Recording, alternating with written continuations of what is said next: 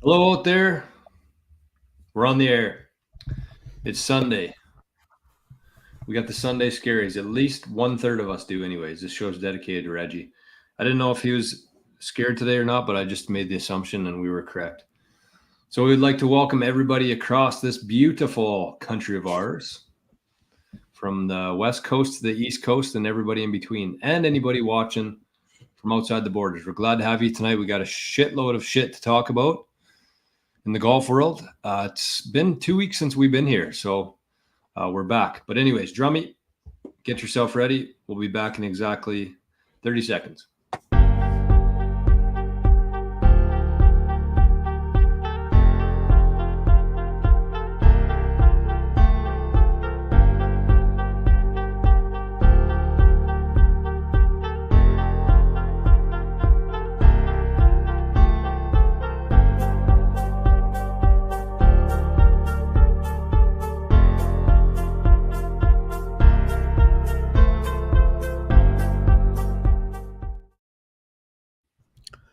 What is up, ladies and gentlemen? Welcome back to the kingdom. As always, my name is Drums, and I'm joined by the brothers behind King Golf, Regan and Jordan Headley.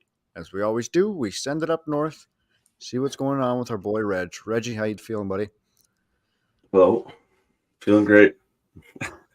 Just had wedding number 857, I think.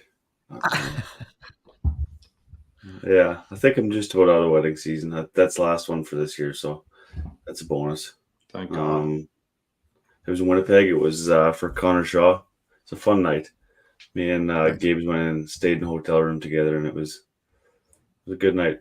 Funny, lots of funny moments. Lots of. It was a very fun night. No, East was there. East and Reese's girlfriend Lainey were there, so it was fun, funny. Nice. We had a wrestling match till about 3:30 a.m.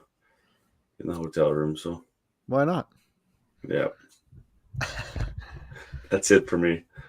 No that's golf it. Have you golfed this week? What's going on? No golf this weekend. We are on hole 12 in our men's night match with Snoop.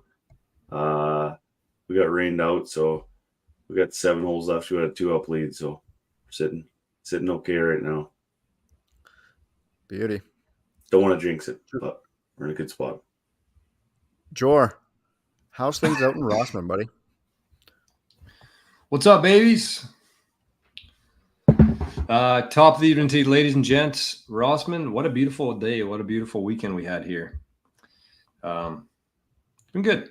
I'm kind of coming to the realization that summer's wrapping up and maybe I'm just appreciating more. But man, was it beautiful today and yesterday. Got out and did some golf yesterday. Today we just kind of did stuff around the yard. Do some, we were harvesting. It was the harvest, 2024 harvest today for our little wheat garden. So we got some food for Arnie for the winter, some carrots. We got some peas, making me sick, I think. I'm pretty sure I'm allergic to peas, but they're way too good to stop eating. Then we went to mom and dad's for some sups and made her back here. It's kind of I don't know. I mean, I kind of like doing the show on Sundays, but at the same time, my favorite day of the week was Sunday because I just kind of took it easy. Didn't do a whole lot, just relaxed, rested. Yeah. But now I spend a portion of the day worrying about the show. But at the same time, it's good. I think I don't know what we'll do for the winter, boys. We haven't really discussed that yet, but anyways, how's things there, Drummy? You had a bit of a weekend yourself, didn't you? Yeah, we had Liss's friends and family. We kind of do a get together every year as well. So we had that last night, and it was I think it was a 4 a.m.er, so that was a late one. Feeling a little tired today. That was Theo's first sleepover with Grandma and Grandpa. It was a success, so we're off to a good start there. Nice. Everything went well with that, so yeah. But no, it was good. Like you said, beautiful weekend. Enjoyed as much as we could outside. It was yesterday when we got up to lake, it was a little chillier, so I was thinking this might be like a pants and sweater day, and then all of a sudden the sun cracked through and she was hot again. It was awesome. Good day. Yeah, last week was pretty chilly. It's been cold in this house. I've been wearing hoodies and sweatpants and yeah, I'm not ready for the cold weather yet. It's usually the Tamarack week. The Tamarack week at the start is beautiful, and then as the week goes on, it gets colder and colder, and then we're in the fall after the Tamarack week, which is Is that next week? coming up. This weekend. Yeah, I think it starts. Starts this weekend. Yeah, next weekend or this weekend, I guess. Starts on Saturday. Yeah. Are you in it? Unfortunately, we're not in it. This was our second year in a row missing it. Last year we were in PEI. This week we were both overseas for a while and kind of dropped our available cash balance on that trip. So been busy. I mean, I probably could have made it work this year. I'm actually kind of sad that we didn't do the two-man scramble, which is the first year they've been doing that, or they are doing that. So definitely going to sign up for that one next year. I think that'd be a lot of fun. Although I do really like the match play format. I think it's kind of like the only tournament you get to play in that's like a stroke play event for, unless you're playing the Prairie Scratch Tour. But for the rest of us, it's kind of like the main. But I think that it would just be less stress, more fun. I think it's a little bit less golf. So me and Reggie might be playing next year if we can sneak in there. Beauty. It's a plan. That is the plan. But speaking of really good golf, I guess we weren't speaking about that. Speaking of the Prairie Scratch Tour, though, we had a. Do you want to start with that tonight? I'm hoping one of you guys have a bit of info on the Canadian Amateur this weekend or this week. Yeah, I followed it pretty closely, Okay. very closely actually. Once I realized how tight he was, he actually had the lead going into 18 on day 3. And we're talking about Braxton Kuntz here. So let's give a quick cheers. Reggie, you can give us a bit of a summary of how that went down and everything. But what did he finish? Third, solo 3? Tied third, I think. Tied third. Okay, well, He was still actually pretty damn good. He was actually tied 4th, but Garrett Rank signed his scorecard incorrectly, so he got Oh, no disqualified. way. Yeah. So And he's the ref, right? Yeah. Oh, wow. That's pretty good golf from him, too, then. Yeah, he's unreal. Okay, he well, also plays in like the Canadian Open and stuff. What? He plays in the Canadian Open all the time, like on an exemption. Pretty sick golfer. Well, let's give our cheers for tonight. I got my Bully Pulpit cup. They charged us, I think it was $12 US for a Caesar in this cup, but apparently if you bring the cup back, you get $2 off. So if I'm ever back at Bully, I'm bringing this for the $2. All right, cheers. But anyway, cheers to Braxton. Heck of a tourney, heck of an event, heck of a year, really. It seems like he's got a pretty bright future. No drinks for Reggie tonight. So what happened there, Reggie? I'm on the waters too. What? Rough nights for the kids. No, he was right there. He had he was in the lead going into the last hole on Saturday. Or I guess Saturday. I shouldn't say Saturday. It wasn't. I should just day 3. And he bogeyed it, so he fell one shot back. And then the guy from the States are just, I mean, he had a really good day. Braxton, I think, was 1 under the final day, so he finished 12 under, I believe. 13. Gee, I'll bring it up here quickly. Should have known the score. I didn't have the notes. I was just following along, and that guy birdied 17, 18, actually. Holy. Yeah. I was just kind of tracking all the way along, and geez, what a solid week he had. Holy shit. Presented by BDO. Good to see BDO getting in the golf game. It's my old Billy Ho. Billy Ho, yeah. Boss. Okay, where was this? So that was in Riverside. Where is Riverside? Ontario, I'm guessing? No, Saskatchewan. Hey? Saskatoon. Yeah, Saskatchewan. Why didn't we play it while we were there? I think it's private. Oh. He finished 12. He finished in tied third. That Tyler Mockinney won. So Braxton was he birdied 16 to get to 12, and then that Mockinney birdied 16, 17, and then parred 18 for the win. That the guy that finished second, actually, I saw a video of it. That Ashton McCullough, he's from Ontario. He landed short of the pin on 18. He had to hold it out, and he landed short, and it just like like the second bounce like landed like an inch from the cup, and then it stayed like a foot and a half behind the cup, so he birdied it, but he had To to hold tie? it out for an eagle, and he just sort of tied it. Yeah, Oh my God. How far was he out? I think just over 100 yards maybe or something. I just know. Wow. Could He you eagled imagine? 16 and then birdied 18. Yeah, Wasn't it Harry Higgs who did that a couple or maybe a month ago now? He holed out to yeah. force a playoff. That's got to No. be a pretty good feeling. Has he been playing more on the PGA, Harry? I don't know.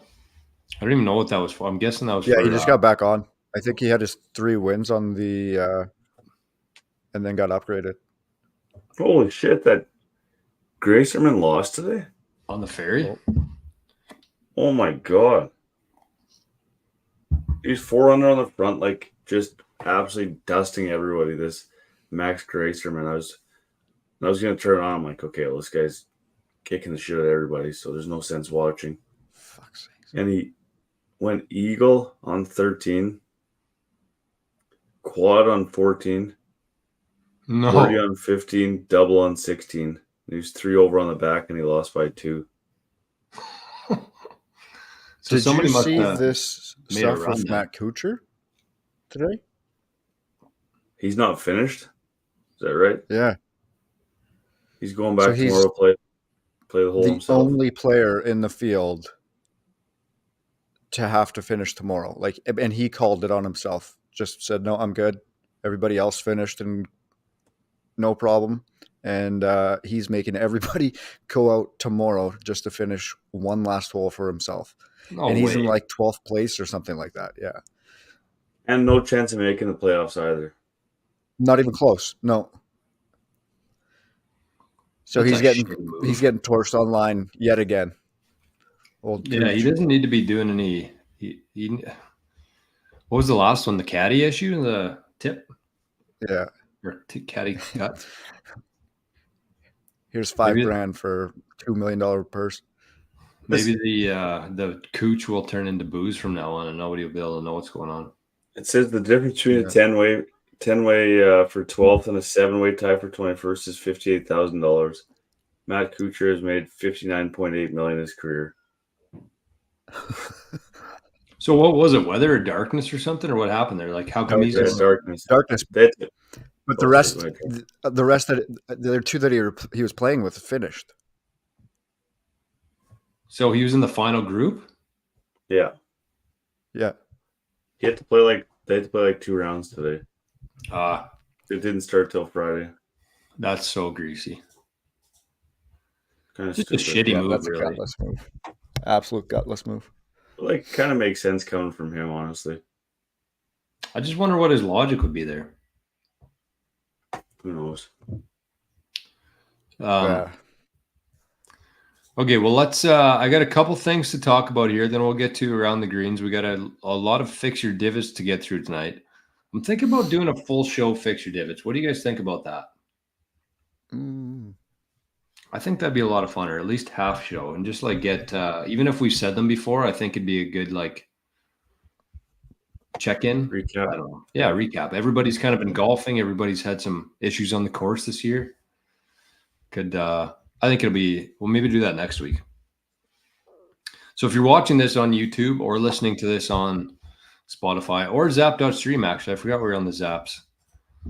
We've made more money on Zap.stream in 1 week than we did for our first 178 episodes. So I see a couple people over there in the Zap.stream, but if you're watching that, let us know. Leave a comment in the video or send us a message on Instagram, one of the two. But let us know what pisses you off on the golf course. What's your pet peeves on the course? I'm assuming there'll be a wide range, and don't be afraid to say it again if we've already said it once in the past. Maybe not recently, but I think that's worthy of a full show, just for some laughs, some debates, and some etiquette, I guess. I don't know what you even call it, but so let's start with first thing here I wanted to talk about. We got the Rose Bowl happening in Nipawa, September long. So registration, I think, is officially open for that now as of yesterday. So if you're in this area, Rose Bowl is very similar to Tamarack, actually. It's kind of just like a compressed version of it. expedited version of it. It's all stroke play by yourself. You get flighted, and then I think you're flighted before, though. It's not like the Tamarack where you actually play to be flighted. I think you're flighted before you even show up. I thought there was one based off qualifier handicap? round. Oh, okay. I might be wrong. I thought it was all based on handicaps. But anyway, so if you're in this area, if you're in the prairies and you want something to do September long, hey, actually, I'm free September long. Maybe I'll go into that. But anyways, wanted to give a shout out to Nipawin for I think it's one of the more well-known tournaments and well attended. I think they sell out every year. So I think it's very competitive. Like I think there's a lot of very good players that play in it. I think Keebs won it last year, didn't he? Maybe so. One of our pals on the show. Second thing I wanted to talk about, I want to give a shout out to Bridge. I'm sure she's listening right now, but she got her first par this weekend. Hey, Hole 3, Hi. Rossman Lake. I might post the video tomorrow. It was pretty good. Pretty good video. She pumped. She had the hands over the head, shaking her butt. Pumped, yeah. It did a full loop around the cup and dropped. So hole 3, I think it's good for her first par. She's had numerous chances before, even for birdie, but she has managed to 3-putt all of them from her birdie opportunities. So yesterday, she's at the back of the green, made a really good chip and put it to about 3 or 4 feet and drained it for her first ever par. So nice. we'll include that as a cheers too. Cheers, Bridge. Salute. She had a really good round yesterday, actually. Third thing here on my little mini agenda here. I don't know if I can bring this up or not.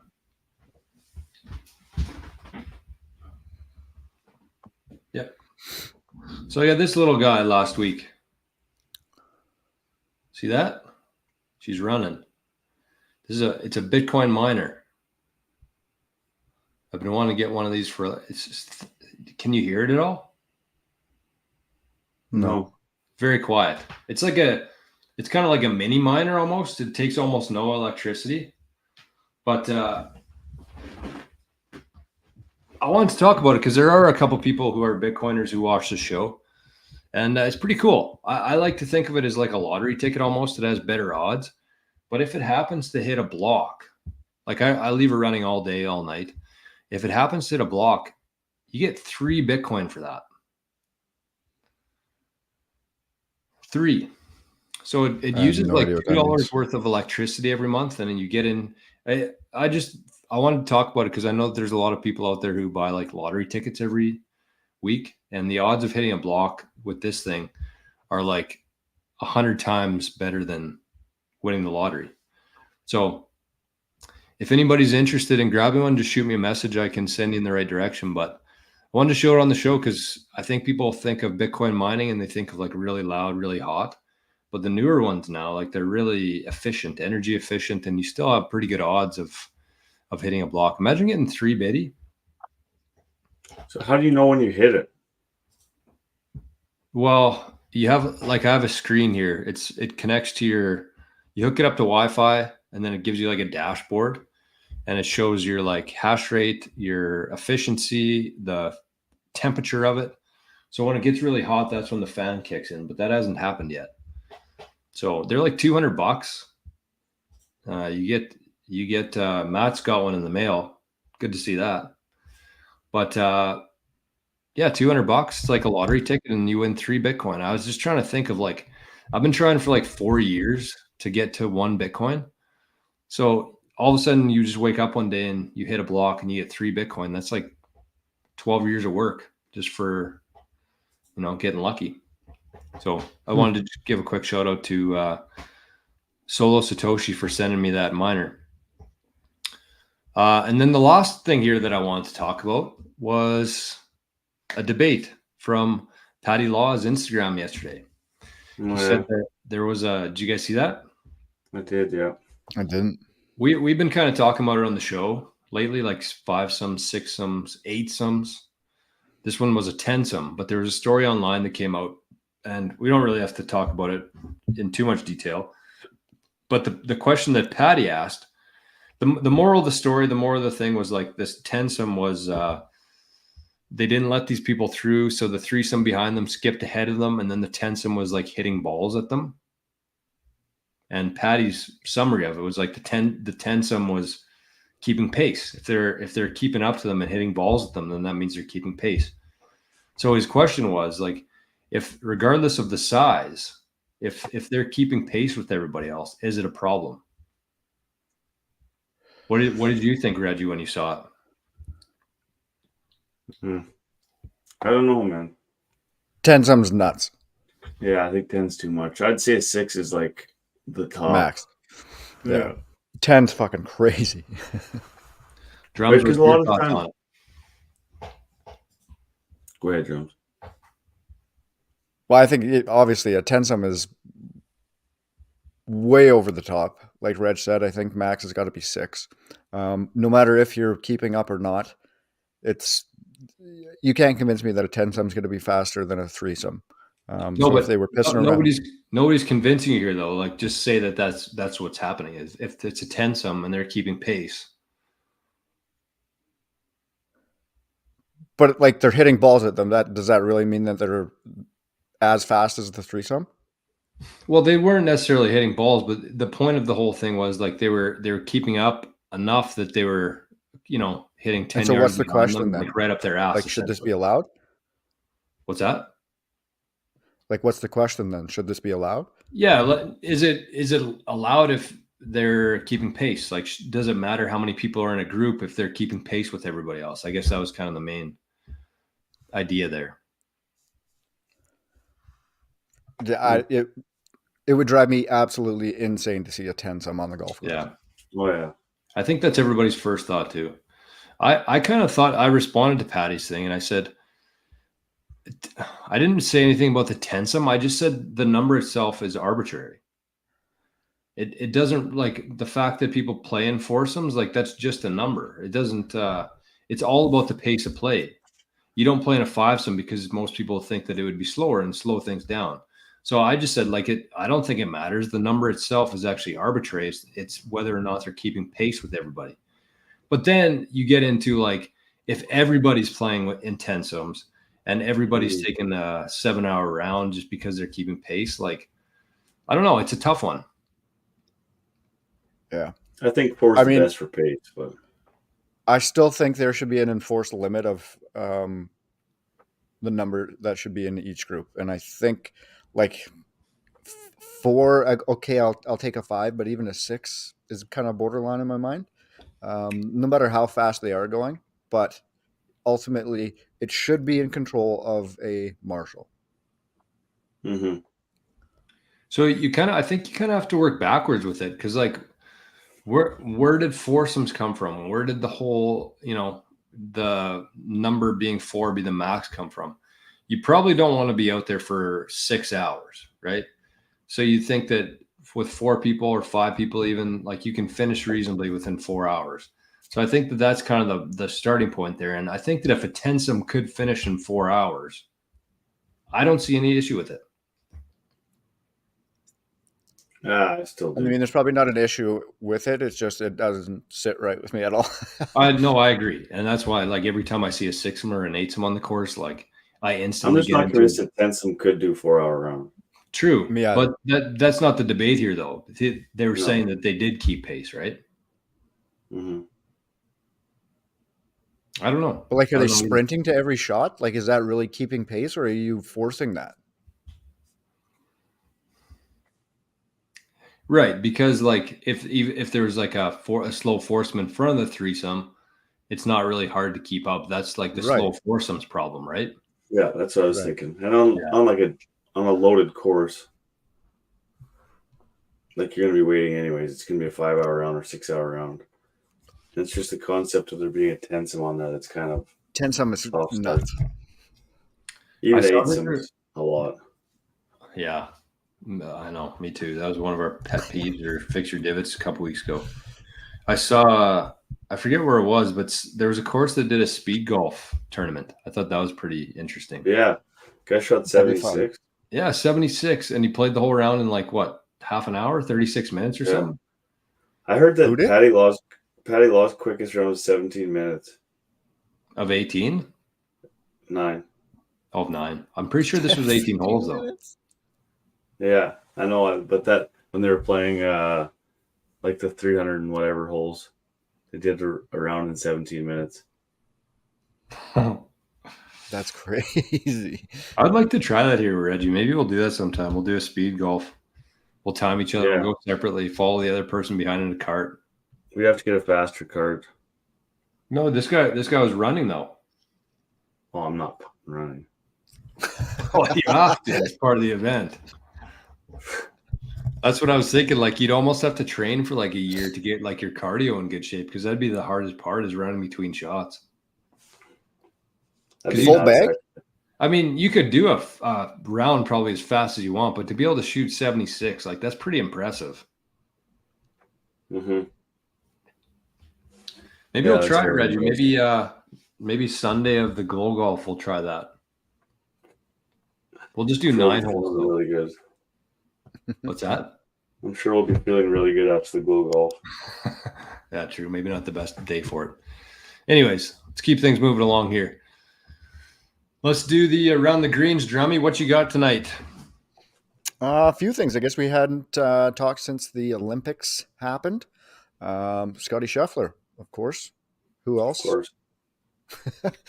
Scotty Scheffler, 2024, the Players' Championship, the Masters Championship, 7 wins, world number 1, $30 million, first child, first stint in jail, an Olympic gold medalist.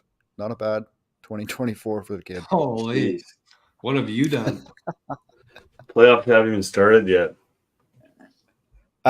Did you guys see how much money he got for the Olympic win?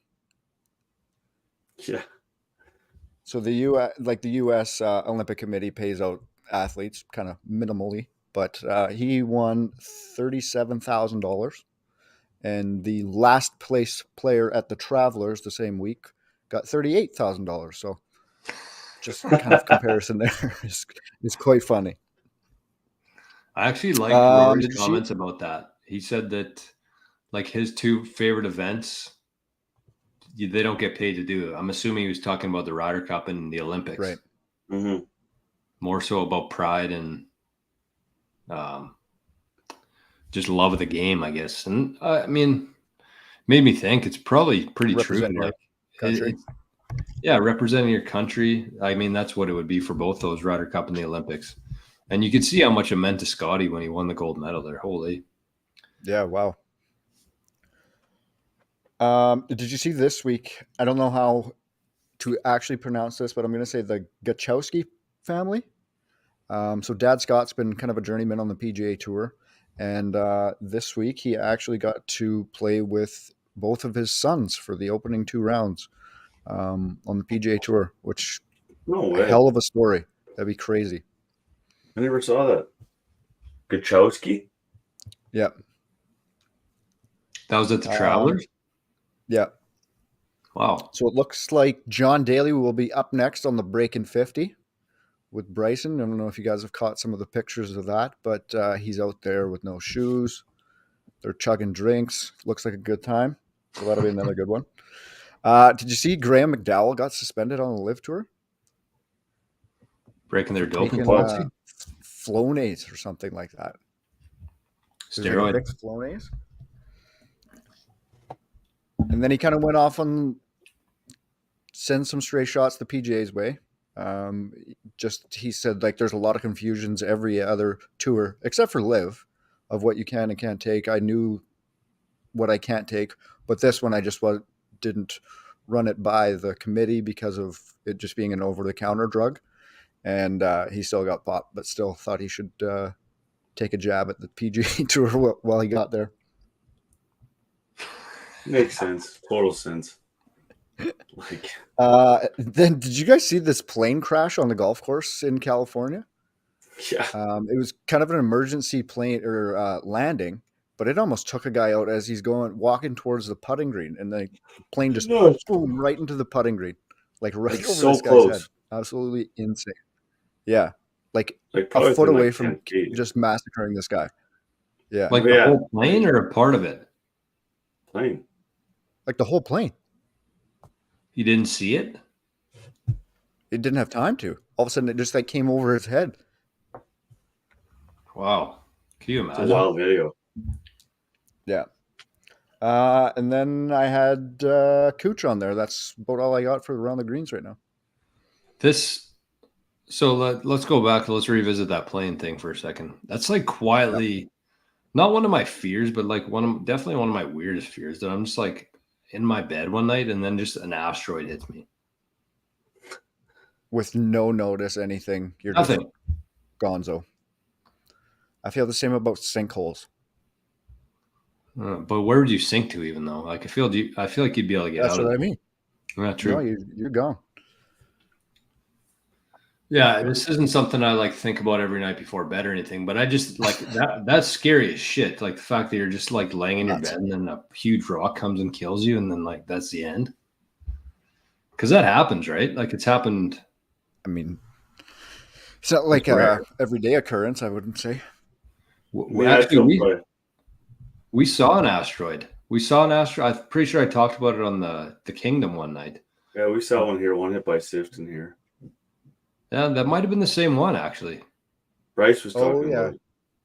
Because we were on our way home from Florida, and I'd been driving for like 15 hours straight, and then all of a sudden I saw this thing in the sky, like huge ball of flame, and then it just slowly got smaller, and then just faded away. And it looked like it was like 2 kilometers away, but obviously it wasn't. But and then I remember Mikkel saying something about it too, that it was from this area, but yeah. I don't know. Who knows? Should also talk about the Canadians. Corey Connors finished 9th and Brooke finished 11th. Corey Connors is solid, man. Showings. Wow. Yeah. Oh. Brooke actually had it going yesterday. Like she was only 2 shots out of 3rd place. And I didn't see what she made, but she must have made a double or something and got herself out of it. But she was I checked at one time and she was making a run. Oh, I guess the other thing to touch on is Tommy Kim's going to have to go do his military service, hey? Yeah. Yeah. What? What? Yeah, if he would have medaled, he wouldn't have to do his 2-year enlistment in the Army. How dumb is that? It's one of the many dumb things. Yes. Like I know it's like normalized in society, but that's got to be one of the stupidest things I've ever heard. Wasn't it Sonny and Siwoo who had to do something similar like last year on the golf course? They won. Yeah. They won, yeah. What did they win again? It wasn't the Olympics. I don't know what that was. Yeah, I don't know what that was. Is there like a world championship or something? I don't know. I don't know either. Okay. What else did we have? Anything else, boys? We got to fix your divots here. Was there anything else I wanted to talk about? I guess you don't have a stroke saver tonight for your Sunday Scaries. No, I don't. But it was Asian games they won. Asian games. Similar to Squid Games. All right. Well, let's get to the fix your squid. Yeah, pretty much, honestly. Like, let's get to fix your divots here. We're actually making pretty good time here, boys. Nice work. All right. So tonight's segment of Fix Your Divots is brought to you by our friends over at the Prairie Scratch Tour. Big shout out to the Prairie Scratch Tour for building something pretty damn cool here in Manitoba, something we've never had before, something we've been asking for, and it's here. So I think this is their 3rd season now, but also for sponsoring this segment here. The purpose of Fix Your Divots is not just to bitch about other golfers on the course, but rather to point them out, and just in case somebody hears this and realizes that it might piss other people off, maybe they'll stop doing it. So the Prairie Scratch Tour, again, the stops included Southwood, which is done, Grand Pines, which is done, Quarry Oaks, which is done. Falcon Lake, I think, is next weekend, and then they got the finale at Breezy Bend. Last year's winners on the Prairie Scratch Tour included Adam Gunther, Jordy Lutz, Drew Jones, Braxton Kuntz, and Marco Trestenjak. So pretty good company there. Pretty good company. I think Drew Jones finished second on the Manitoba Amateur this year. Kuntz finished first, his fourth title in a row. And then Kuntz was the fellow that we were given the nod to tonight, the cheers to. So to find more information, potentially register for an event, or just start training for next season, you can check out Prairie Scratch Tour on their Instagram page, Prairie Scratch Tour, or visit prairiescratchtour.ca for more information. So we got 4 tonight, Drummy. We got some funny ones. I figured we could use a laugh on the Sunday Scaries show. So I threw in a couple extra ones here from the Peanut Gallery, and then we got a couple other ones which we'll discuss. So Drummy, let's hear them. Okay, our first one comes from Misha. Your boyfriend playing 36 holes on a Saturday when there's tons of housework to be done. Sounds like Kyle might be in the bad books for a big Saturday here. Yeah, that was last week, I think, for the last one. So it must have been a couple. But I'm Saturdays. definitely taking his side on this one. I don't know if you guys are, or are you going to cower away to it? Oh, Misha's cut my hair on Friday, so I'll go on her side on this one. Looks like Kyle had a big weekend though. He was playing in the Jordan Old Memorial. Yeah, I think it was on Friday, and then he was playing in one today or yesterday at Pleasant Valley. So I'm sure that comment was also applicable for this weekend as well. There's always housework that needs to be done. That's true. It can also housework can wait till the winter too. Yes, never mind. Exactly. Close enough. Exactly. And then we got another one from Brett Jans. When you're trying to play 100 holes in a day and groups don't let you through. So Brett was part of Marathon Monday, trying to get his 100 holes in. And it sounds like somebody was absolute wet blanket out there. They didn't get the memo. I actually don't know this answer, but do you guys? Do the courses obviously let anybody else know that this is happening that day? I would assume so. I would assume so, right? I mean, yeah, you go to pay. You usually pay for 18 holes, but this time you're like, okay, well, I'm going to probably play 100 holes today. So, but to me, it looked like they were doing like the smaller town course. Like I think there was one at Dosa, Glenboro, the boys played at. Right. Poplar, I think, was one of them. Yep. Mm-hmm. Where did Jans play? McGregor, was it? McGregor, yeah. So I'm thinking they wouldn't just close down the course for these guys, but Glenboro probably did. They had 333 holes played, so they weren't waiting on anybody. No. 17 minutes for 9 holes. Like, imagine seeing how fast those guys are going. Well, so I watched some of the videos and we talked about this on the last show, but it looked like they were just putting with their wedges for time's sake. It looked like Brett and some of the other guys were playing more for their score, and I think they were doing like a fundraiser thing based off their score. Mm-hmm. But Patty and Dylan were not. But the guy who shot 76, it looked like he was doing the same thing with his wedges. So probably if they weren't inside of like 6 feet, I'm thinking they just hit a wedge and got out there with a 2-putt. Yeah, that makes sense. I don't know. Some days I feel like I could putt better with my wedge than my putter, so maybe not a bad idea. We get another one from Josh Bevan. People saying nice shot when they know it wasn't. It's kind of a crutch for everybody. There's times you don't really know what to say, and it just comes out too. Nice shot. There's not really maybe a thought process to it. There's also there's caliber differences too. So like a good shot to one person might not be a good shot to another. I think that's what he's referring to. Like he's saying,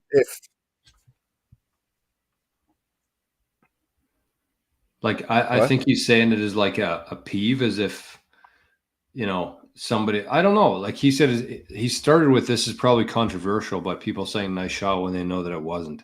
So to me, it seems like almost a sinister thing. They're doing it on purpose almost to rub it in. Oh, okay. Yeah. What do you say though? What do you But do? I know exactly what you mean, Drummy. I don't think there's anything more uncomfortable than when you're playing with somebody that you don't really know and they hit a bad shot and they don't really say anything either. And there's like 5 seconds of very awkward silence after and nobody knows what to say. It's also shitty. There's times when it's like it was a good shot for them and you've been playing with them and you know it's a good shot, but they think that it should have been better, so they don't think it was a good shot, but really it was. Right. So you say nice shot, but you shouldn't say it because they don't think it was, but really it was. I feel like the most times when this happens is like when, I don't know if you guys have experienced this or not before, but I certainly have many of times. But you're at like an event, like a golf event or a tournament where you're playing with people that you don't necessarily, that don't golf much. Like I'm thinking more of like if I was at a BDO, like if BDO sent me to a golf tournament, I was playing with like other employees who aren't necessarily golfers and they're just like horrible, but they just keep hitting it like 5 feet. And you eventually like run out of things to like, you know, Say. you could say, Yeah. well, you made good contact there, or at least you can find Tough it one. or Yeah. whatever, tough one. But like after 50 times, it's like, okay, this is just like, I don't know what to say anymore. I'm out of things. After 50 tough ones. But then like for me, if Moose hits a bad one or somebody in our league and you know that they're not mad about it, like you just laugh about it. That's it. Like there's nothing else you can really do about it. But it's when you're playing with people who you don't necessarily, who don't golf and you don't know them very well. That's when it gets uncomfortable. Yeah. Yeah. And then the last one of the night comes from Thomas Jordan Headley. Give it to us, buddy. I've had a few of these lately, actually. I had the 6-some. I think I had another one lately too. But this is one that I'm probably guilty of this myself. And the reason why I'm talking about it is just to bring a bit of light to it.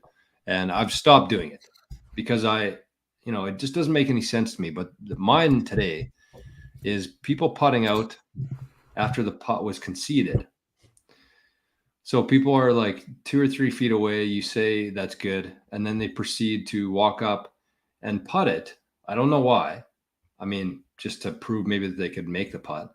But then they miss it. And then it just takes as much time as if you actually made them putt it.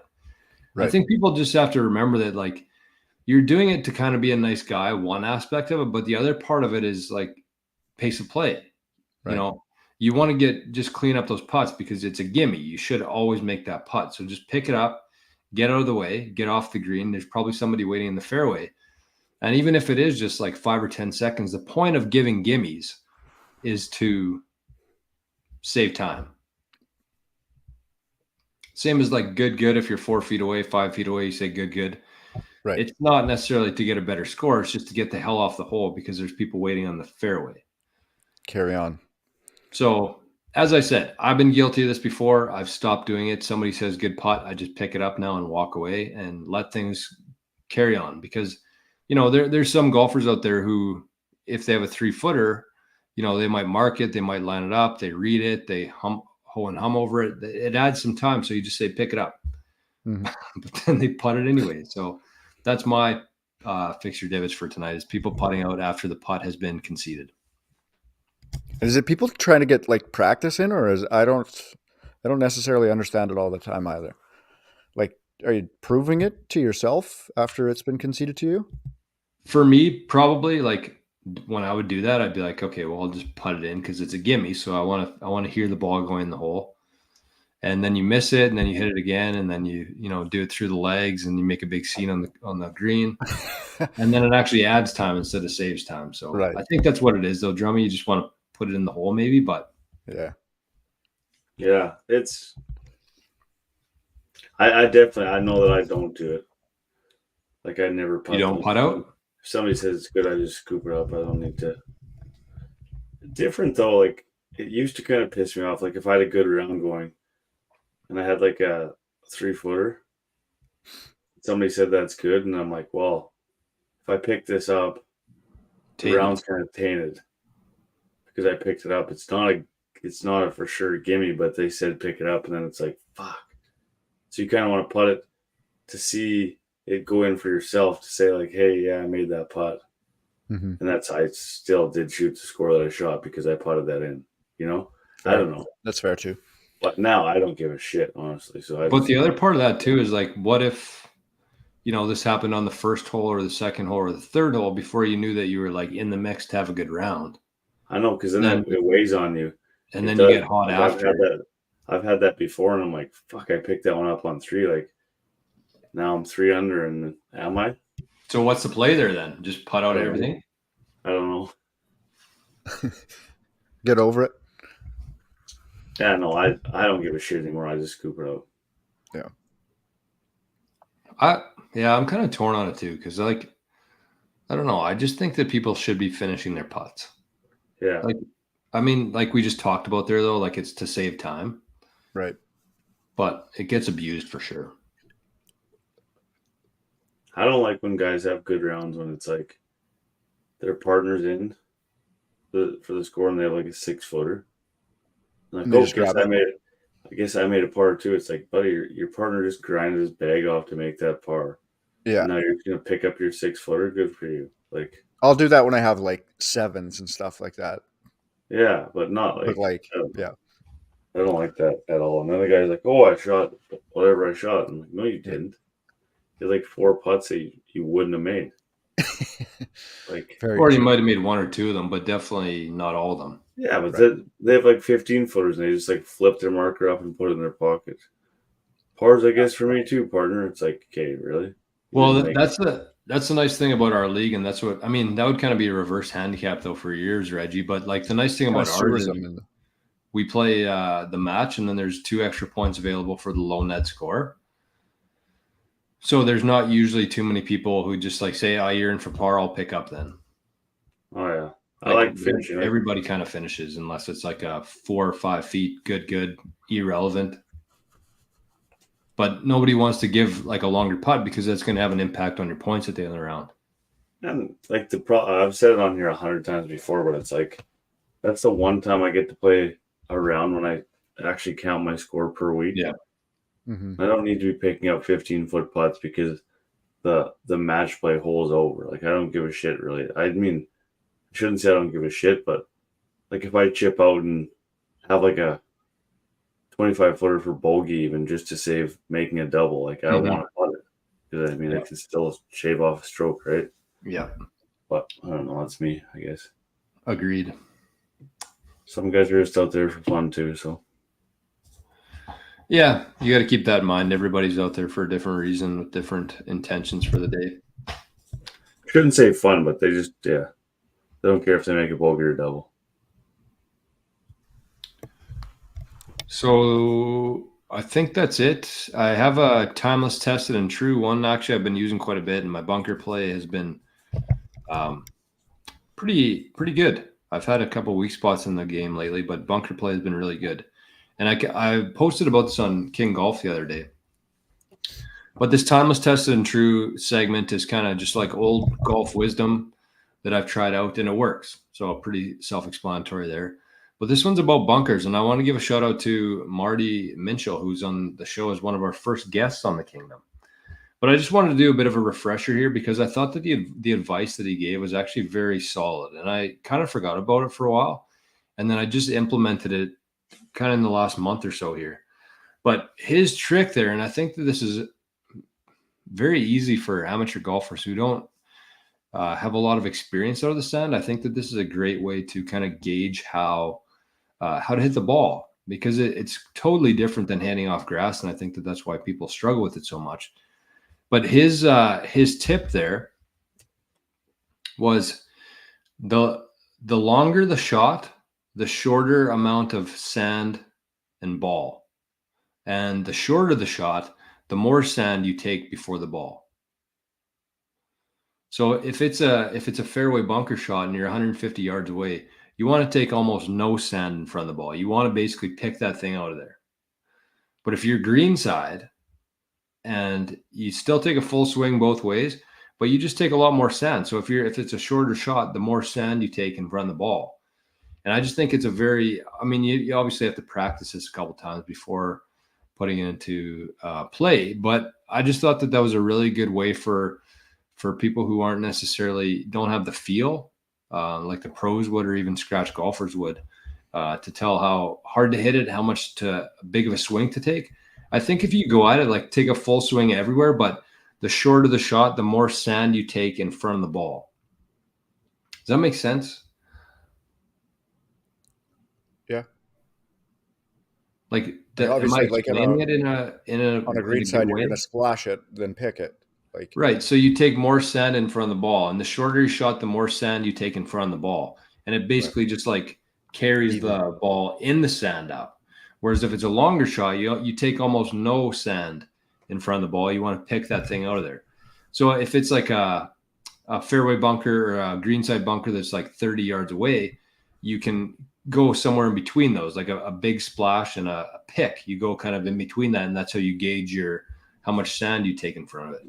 And it obviously won't be perfect, but I think it's a really good gauge for people to use. Just take a full swing, and if it's a shorter shot, you take more sand in front of the ball. If it's a longer shot, you take less, and just use that as kind of like your scale. And it's also depending on the bunker that you're in, how good is the sand? Because as we've said before, around here there are some sketchy sand courses. Yeah, really.